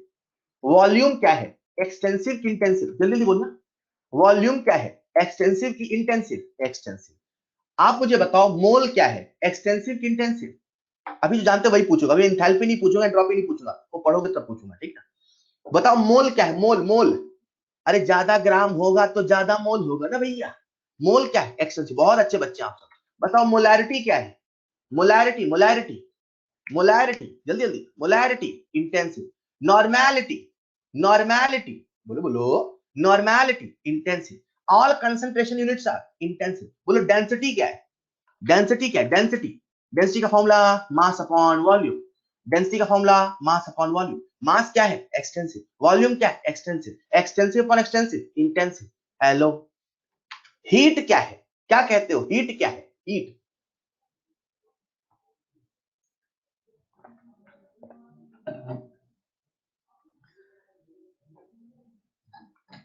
बहुत सारे बच्चे हीट को भी एक्सटेंसिव की कैटेगरी में रखते हैं। आपको मैं बता दूं, heat and work can not be classified as intensive और extensive as they are not property of the system. Heat और वर्क को आप एक्सटेंसिव और इंटेंसिव की कैटेगरी में नहीं रख सकते, क्योंकि हीट किसी सिस्टम का नहीं होता, वर्क किसी सिस्टम का नहीं होता, हीट सराउंडिंग का भी नहीं होता, वर्क सराउंडिंग का भी नहीं होता। सर ये हीट और वर्क क्या होता है? सिस्टम होगा, सिस्टम की प्रॉपर्टीज होंगी, उनमें से कुछ एक्सटेंसिव होंगी, उनमें से कुछ इंटेंसिव होंगी। जो सिस्टम की प्रॉपर्टीज होती हैं, ये जो सिस्टम की प्रॉपर्टीज होती हैं, केवल उन्हीं के लिए एक्सटेंसिव इंटेंसिव इस्तेमाल होता है। जो सिस्टम का नहीं, जो सराउंडिंग का नहीं, वो कभी भी एक्सटेंसिव इंटेंसिव की कैटेगरी में नहीं। सर फिर ये हीट और वर्क होता क्या है? बताता हूं। क्या है हीट वर्क, बताता हूं। उसके पहले आपको मैं एक बड़ी रोचक तथ्य बता रहा हूं। उसके पहले आपसे मैं एक सवाल पूछ रहा हूं। सवाल क्या बच्चों, सुनिएगा ध्यान से। एक सवाल पूछ रहा हूं, पूछ लो क्या, फिर से सवाल। मान लो मेरे पास एक कंटेनर है, इसमें मोल N1 है। मान लो मेरे पास एक दूसरा कंटेनर है, इसमें मोल N2 है गैस के। दोनों को मिला दिया, बताओ नए कंटेनर में कितने मोल आएंगे? What is the total mole? बोलो, what is the total mole? बोलो बेटा। हर्षित मुझसे पूछ सर क्या क्वेश्चन एग्जाम में आएंगे? ओ बेटा, टोटल मोल बोलो कितने? टोटल मोल कितने? Sir N1 plus N2। वाह बहुत टैलेंटेड है आप सब। ये बताओ मोल एक्सटेंसिव है कि इंटेंसिव है? ये बताओ मोल एक्सटेंसिव है कि इंटेंसिव है? सर मोल एक्सटेंसिव है। मतलब आप सभी जानते हैं मोल एक्सटेंसिव है। मजे की बात यह है, मोल एक्सटेंसिव ये जानते नहीं थे, फिर भी आपने अपने अंदर की आवाज से मोल को जोड़ दिया। लेकिन मान लो सवाल ऐसा नहीं ऐसा होता बच्चों। मान लेते हैं हमारे सामने एक कंटेनर, एक सॉल्यूशन है, उसमें जो सॉल्यूशन रखा है उसकी मोलैरिटी M1, वॉल्यूम V1 है। मान लो दूसरा सॉल्यूशन है, इसमें एक सॉल्यूशन, उसकी मोलैरिटी M2, वॉल्यूम V2 है। मैं दोनों को मिला के एक नया सॉल्यूशन बनाया, वॉल्यूम V1 प्लस V2 आया। बताओ इसकी मोलैरिटी कितनी होगी? बताओ इसकी मोलैरिटी कितनी होगी? बताओ इसकी मोलैरिटी कितनी होगी? बताओ इसकी मोलैरिटी कितनी होगी? बताओ इसकी मोलैरिटी कितनी होगी? हाँ सेम टाइप के सॉल्यूशन है ऑब्वियसली, एसिड बेस नहीं है भैया। हाँ नहीं, जो बच्चा ध्यान सुन रहा है उसका तो बनता कुछ है। सर अलग अलग सॉल्यूशन है कि सेम? भैया मैं पहले बता चुका हूँ। मान लो सेम टाइप के सॉल्यूशन है, मान लो एसिड एसिड है यार, मान लो बेस बेस है यार। अब बताओ नए सॉल्यूशन की मोलैरिटी क्या होगी? सभी बच्चे जानते हैं वो M1 प्लस M2 तो नहीं कहने वाले, मोलैरिटी को सीधे पकड़ के नहीं जोड़ने वाले। मोल को आपने सीधे पकड़ के जोड़ दिया, मोलैरिटी को सीधे पकड़ के जोड़ नहीं सकते हैं। तो सर फिर क्या करेंगे? बेटा ऐसे सोचो ना, ये जो पहला कंटेनर है इसके मोल N1 है, ये जो दूसरा कंटेनर है इसके मोल N2 है। मोलैरिटी को जोड़ नहीं सकते, पर मोल को तो जोड़ सकते हैं ना। सही बात है। आप सभी जानते हैं M का फॉर्मूला N/V होता है। मतलब आप सभी जानते हैं जो N1 होगा वो क्या होगा? M1V1। N2 होगा क्या होगा? M2V2। अरे ये जो नया सॉल्यूशन है, इसका जो नंबर ऑफ मोल होगा, जो M into V1 plus V2 होगा, वो इसके बराबर ही तो होगा। हाँ सर बात सही है। हम मोल को जोड़ सकते हैं क्योंकि वो एक्सटेंसिव है, हम मोलैरिटी को जोड़ नहीं सकते हैं। सर फिर क्या करेंगे? बेटा ऐसे सॉल्व करेंगे। मैं आपको जो फैक्ट बताने वाला था वो ये है, एक्सटेंसिव प्रॉपर्टीज जो होती हैं, एक्सटेंसिव प्रॉपर्टीज जो होती हैं उसमें अलजेब्रा के सारे नियम चलते हैं, लेकिन जो इंटेंसिव प्रॉपर्टी होती है उसमें अलजेब्रा के नियम नहीं चलते। Algebraic laws, algebraic laws sir ये क्या होते हैं? अरे वही जो आप जानते हो, जोड़ना, घटाना, मल्टीप्लाई करना, डिवाइड करना यार। Algebraic laws are not applicable, algebraic laws are not applicable for intensive properties. Intensive property में अलजेब्रा के नियम न लगाना, जो आप जानते हो वो नहीं लगाना, उसे हम लोग एक्सटेंसिव के फॉर्म में बदलते हैं और फिर वही करते हैं जो हमें करना होता है। मतलब हम मोलैरिटी को जोड़ नहीं सकते थे, पर मोलैरिटी से हमने मोल सोचा क्योंकि हम मोल को जोड़ सकते हैं, फिर मोल को जोड़ा, अपने आप मोलैरिटी आ गई। मैं ये लाइन कई बार इस चैप्टर में रिपीट करूंगा, देखना आपको याद हो जाएगी। अभी तो मैंने आपके जहन में ये कंसेप्ट डालना चाहा, जो इंटेंसिव होता है उसमें अलजेब्रा का लॉज अप्लाई नहीं होता है। जो आप जानते हो जोड़ने का नियम, जो आप जानते हो घटाने का नियम, वो इंटेंसिव में अप्लाई नहीं होता, वो एक्सटेंसिव में अप्लाई होता है। और जब कभी हमें इंटेंसिव को सॉल्व करना होता है तो पहले उसे हम एक्सटेंसिव के फॉर्म में कन्वर्ट करते हैं और फिर उसमें अपने अलजेब्रा के लॉज को लगाते हैं। मोल एक्सटेंसिव है, मोलैरिटी इंटेंसिव है। मोल को जोड़ सकते हैं, मोलैरिटी को सीधे जोड़ नहीं सकते हैं, जैसा हम जानते हैं वैसा नहीं कर सकते। तो पहले हमने मोलैरिटी से मोल को सोचा, पहले हमने इंटेंसिव से एक्सटेंसिव को बदला और फिर हमने एक्सटेंसिव को ऐड करके मोलैरिटी को बताया। बच्चों, इंटेंसिव प्रॉपर्टी में अलजेब्रा के नियम नहीं चलेंगे। ऑलराइट, सिस्टम होगा, सिस्टम की प्रॉपर्टीज होंगी, कभी इंटेंसिव कभी एक्सटेंसिव होंगी।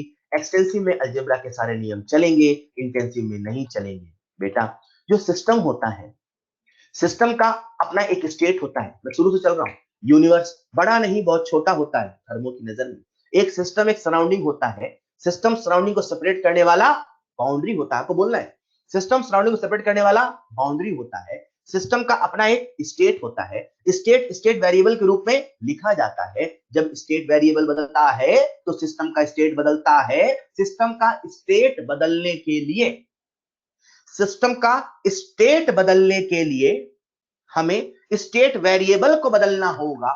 सिस्टम का स्टेट बदलने के लिए सिस्टम को एनर्जी एक्सचेंज करना होगा, कभी देना तो कभी लेना होगा। जब हम सिस्टम में एनर्जी एक्सचेंज कराते हैं उसे कहते हैं हमने प्रोसेस कराया। क्या कराया? प्रोसेस। सर प्रोसेस होता क्या है? सिस्टम के स्टेट को बदलना। सिस्टम के स्टेट को बदलने के लिए हमें कुछ प्रोसेस करना होगा।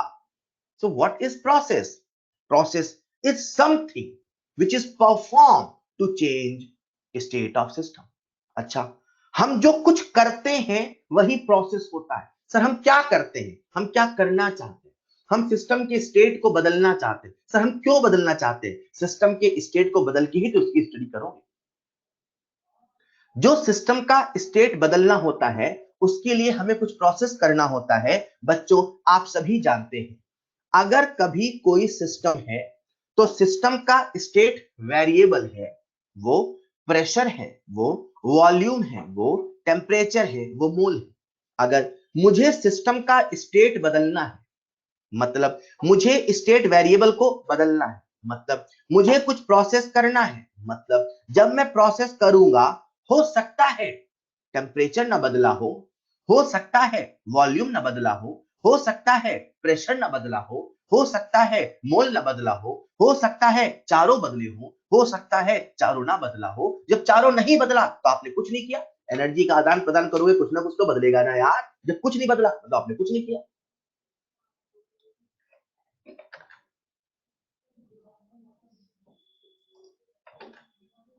जब हम सिस्टम के स्टेट को बदलना चाहते हैं तो प्रोसेस करना होता है। प्रोसेस कई तरीके से होता है, उनमें से सबसे पहला है आइसोथर्मल प्रोसेस। आइसो का मतलब सेम। ये एक ऐसा प्रोसेस है जब आपने किया तो पूरी प्रोसेस के दौरान, हेलो, ये एक ऐसा प्रोसेस है, ये ऐसा करने का तरीका है, जब आपने किया तो पूरी प्रोसेस के दौरान जो टेम्परेचर था वो कांस्टेंट था। पूरी प्रोसेस के दौरान, मतलब डेल्टा टी कितना हुआ? 0। बच्चों, डेल्टा का एक ही मतलब होता था, T final minus T initial. Delta का मतलब क्या होता है? चेंज ना। तो चेंज हो गया टी फाइनल मास इनिशियल, वो कितना है 0। मैंने एक बच्चे से सवाल पूछा, मान लो मेरे पास एक सिस्टम है, सिस्टम का टेम्परेचर अभी T1 है, हेलो, हमने सिस्टम को बदल के कर दिया T2 पे, क्या आइसोथर्मल है? बच्चे ने कहा साहब नहीं है। फिर मैं दूसरा सवाल पूछा, बेटा एक सिस्टम है, टेम्परेचर है T1, हमने इसमें कुछ किया, एनर्जी का आदान प्रदान किया, एनर्जी देने लेने के दो रास्ते, एक हीट और दूसरा वर्क है, उससे टेम्परेचर नहीं बदला। सर टेम्परेचर नहीं बदला तो क्या बदला? बेटा प्रेशर है, वॉल्यूम है, टेम्परेचर है, मोल है, टेम्परेचर नहीं बदला। और हम लेके चल रहे हैं क्लोज सिस्टम। हम क्या लेके चल रहे हैं? Close system. तो जो क्लोज सिस्टम है उसमें टेम्परेचर भी नहीं बदला, उसमें मोल भी नहीं बदला। तो आइसोथर्मल प्रोसेस ऐसे किया कि उसमें टेम्परेचर नहीं बदला, मोल नहीं बदला। मैंने उस बच्चे से पूछा कि बेटा क्या ये आइसोथर्मल है? बोला हाँ सर आइसोथर्मल है। फिर उससे मैंने एक और सवाल पूछा, बेटा मान लो मेरे पास एक सिस्टम है, उसका टेम्परेचर T1 है, फिर हमने कुछ किया, टेम्परेचर T2 हो गया, फिर हमने कुछ किया, टेम्परेचर T3 हो गया, फिर हमने कुछ किया, टेम्परेचर T1 हो गया, क्या ये आइसोथर्मल है? तो बच्चे ने कहा सर पहले टेम्परेचर T1 था और फिर बाद में भी T1 हो गया, सर डेल्टा T0 है, आइसोथर्मल है? नहीं, ये आइसोथर्मल नहीं है। आइसोथर्मल प्रोसेस का मतलब है पूरी प्रोसेस के दौरान, through out the process temperature remains constant, initial और फाइनल में नहीं, through out the process temperature remains constant. Clear? तो जब भी मैं बोलूं आइसोथर्मल, उसका मतलब डेल्टा T0 मत सोचना, उसका मतलब क्या सोचना? Sir temperature remains constant through out the process. Isothermal process हुआ, उसमें टेम्परेचर कांस्टेंट, मोल तो हर वक्त कांस्टेंट है। अपन क्लोज सिस्टम लेके चल रहे हैं तो अंदर की चीज बाहर नहीं, बाहर की चीज अंदर नहीं। क्लियर? Clear sir. उसी प्रकार से अब इसमें क्या नहीं बदला? टेम्परेचर नहीं बदला। दूसरी प्रोसेस का नाम है आइसोबैरिक। आइसोबैरिक में प्रेशर कांस्टेंट, मोल तो हमेशा ही कांस्टेंट है, पर क्या प्रेशर शुरुआत और अंत में कांस्टेंट था? नहीं sir, pressure remains constant through out the process. Pressure remains constant through out the process. Sir pressure constant है, मोल कांस्टेंट, फिर बदला क्या? PVTN है ना यार, P और N कांस्टेंट है, तो बदला क्या? V और T। चेंज क्या हुआ? V और T। क्लियर? जो ओपन सिस्टम होता है, मतलब कोई ओपन कंटेनर है, ये जो सिस्टम है, इसमें ऊपर का जो एटमॉस्फेरिक प्रेशर है वो कांस्टेंट है। एटमॉस्फेरिक प्रेशर कांस्टेंट है, इसीलिए कहा जाता है कि जो प्रोसेस ओपन सिस्टम में होती है वो आइसोबैरिक नेचर की होती है। क्यों? क्योंकि ओपन सिस्टम है, यानी कि जो प्रेशर है वो कांस्टेंट है, एटमॉस्फेरिक प्रेशर कांस्टेंट है, तो ओपन कंटेनर में हो रही रिएक्शन आइसोबैरिक प्रोसेस का एग्जांपल होगा। क्लियर? कभी टेम्परेचर कांस्टेंट होगा तो कभी प्रेशर कांस्टेंट होगा तो कभी वॉल्यूम कांस्टेंट होगा। आई होप आपको समझ में आया। प्रोसेस है क्या? कराने का तरीका। सर हम क्या करा रहे हैं? सिस्टम की स्टेट को बदल रहे हैं, प्रोसेस करना होगा, एनर्जी को चेंज कराते हैं, कई तरीके से करते हैं, कभी आइसोथर्मल, कभी आइसोबैरिक, कभी आइसोकोरिक, तो कभी एडियाबैटिक। एडियाबैटिक प्रोसेस एक ऐसी प्रोसेस है, एडियाबैटिक प्रोसेस एक ऐसी प्रोसेस है जिसमें हीट का एक्सचेंज नहीं हुआ। लिसन केयरफुली, मोल तो हर वक्त कांस्टेंट है और इसमें हीट का एक्सचेंज नहीं हुआ। हीट का एक्सचेंज नहीं हुआ। हीट का एक्सचेंज नहीं हुआ। एक बच्चा मुझसे कहता है सर जब आपने आइसोबैरिक बोला तो डेल्टा P0, जब आपने आइसोकोरिक बोला डेल्टा V0, जब आपने आइसोथर्मल बोला डेल्टा T0। सर एडियाबैटिक में आप डेल्टा Q इक्वल टू 0 क्यों नहीं बोलते? क्योंकि ऐसा नहीं होता। सर ऐसा क्यों नहीं होता? क्योंकि Q किसी सिस्टम का नहीं होता, Q हीट किसी सराउंडिंग का नहीं होता। सर फिर हीट क्या होता है? अभी बताता हूं।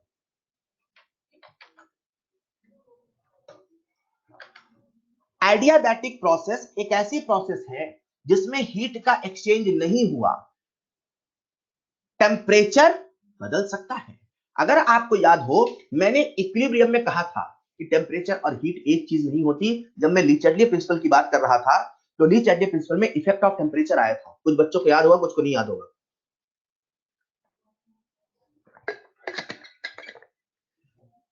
वहां मैंने कहा था कि टेम्परेचर और हीट एक चीज नहीं होती, तो टेम्परेचर के बदलने से के बदलता है, इसलिए रिएक्शन कभी फॉरवर्ड कभी बैकवर्ड होती है। फिर मैंने ट्रिक के रूप में आपको बताया, ऐसा ट्रिक मान लो कि टेम्परेचर बढ़ाने से हीट बढ़ा, अगर आपको याद हो। आज मैं आपको बताऊंगा आखिर हीट है क्या। हीट का मतलब क्या है? हीट किसी सिस्टम का नहीं, किसी सराउंडिंग का नहीं, हीट तो किसी प्रोसेस का होता है। हीट किसी सिस्टम का नहीं, किसी सराउंडिंग का नहीं, किसी प्रोसेस का होता है। बच्चों मुझे आपका ध्यान दीजिए, मैंने कहा एडियाबैटिक प्रोसेस एक ऐसा प्रोसेस होता है जिसमें हीट का एक्सचेंज नहीं होता। सर आप हमें यह बता दो आखिर हीट क्या होता है? हीट एनर्जी का एक फॉर्म है। हीट एनर्जी का एक फॉर्म है। हीट खुद एनर्जी नहीं है। हीट एनर्जी का एक फॉर्म है, खुद एनर्जी नहीं है। फ्लो ऑफ एनर्जी हीट है।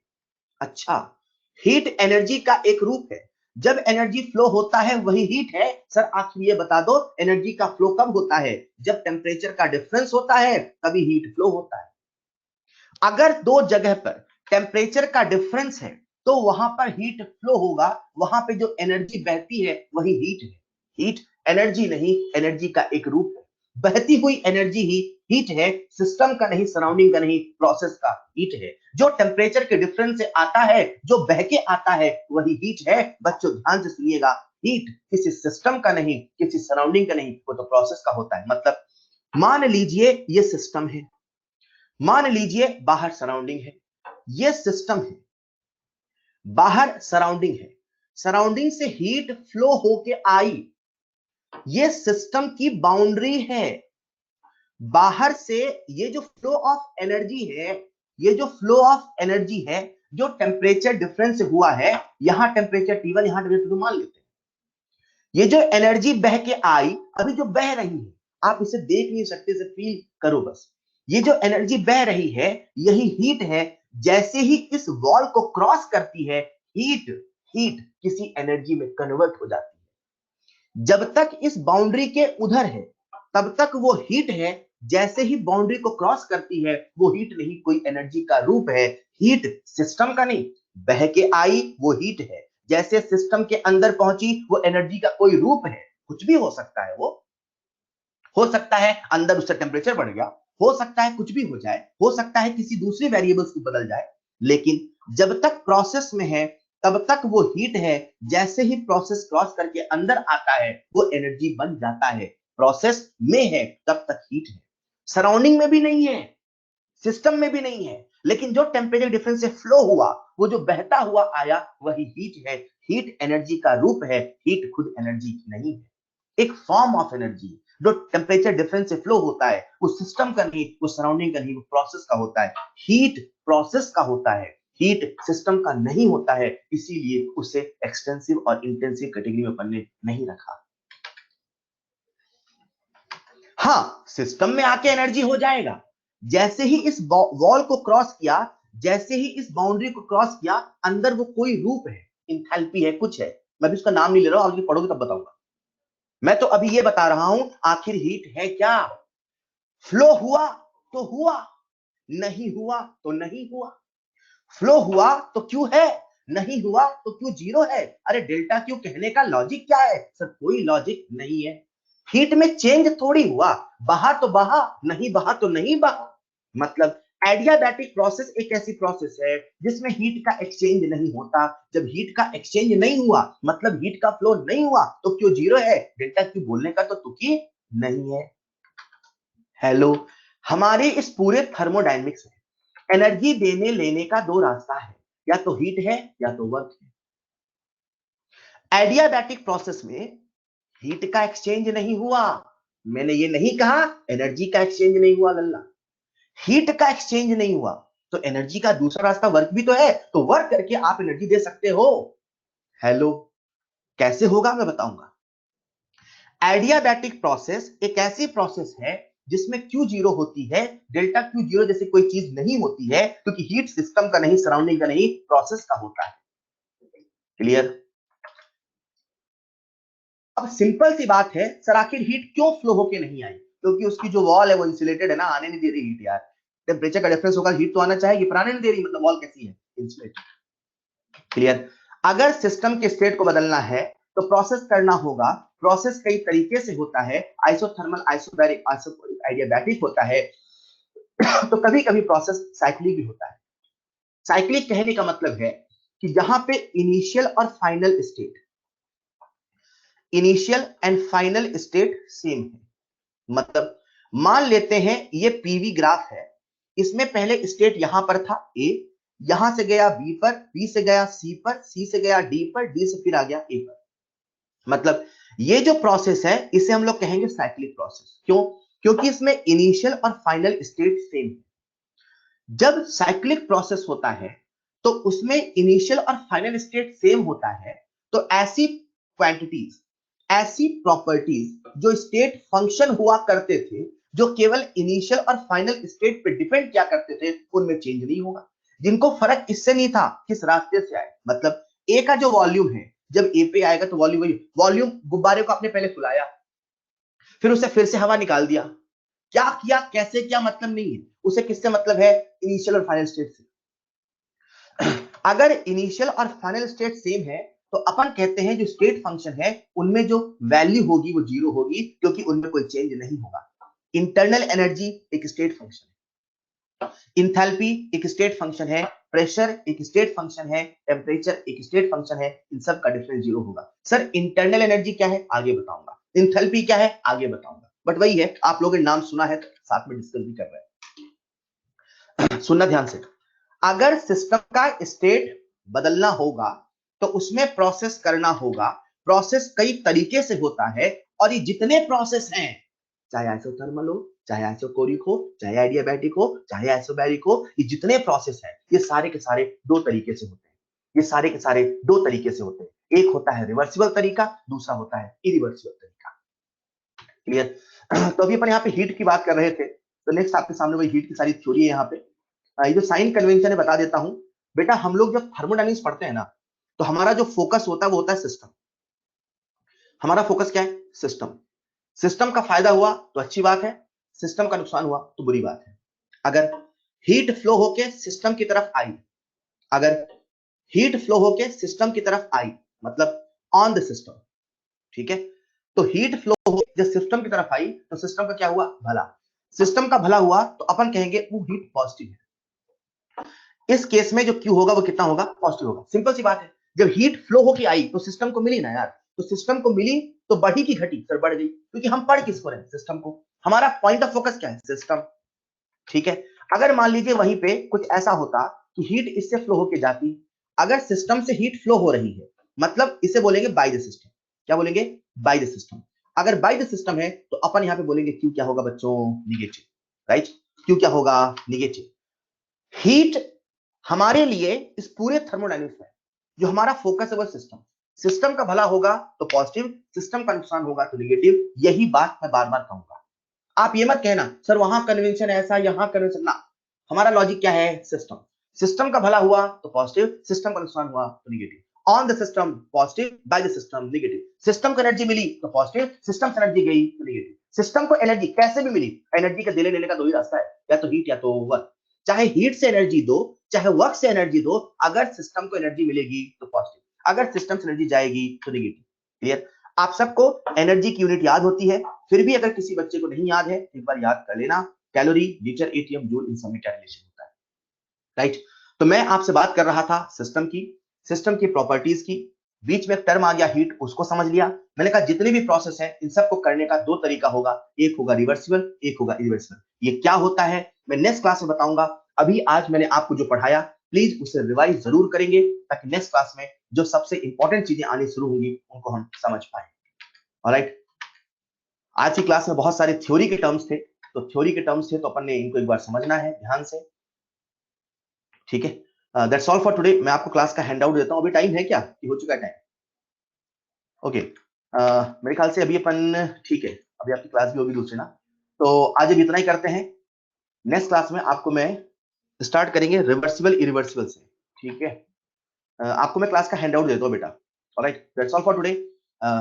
थर्मोडायनेमिक्स में एक चीज आप गौर करना, क्लास नहीं छूटनी चाहिए किसी कीमत पे। क्लास नहीं छूटनी चाहिए, मतलब अनटिल अनलेस बहुत जरूरी हो, कभी इंटरनेट नहीं है तो ठीक है, पर कोशिश करो आप हमारे साथ ही चलोगे। जैसे वहां अपने नियम बनाया कि भैया डेली का हैंड आउट का शॉर्ट नोट चाहिए, यहाँ नियम है क्लास नहीं छूटनी चाहिए किसी कीमत पे। Clear? So that's all for today. मिलते हैं नेक्स्ट क्लास में। Thank you so much. मैं क्लास का हैंड आउट बना रहा हूँ, जिनके पास लिंक है वो जा सकते हैं बच्चों। आज का होमवर्क स्टार्टिंग दे दिया बेटा, यशीर, होमवर्क स्टार्टिंग देता हूँ मैं आपको।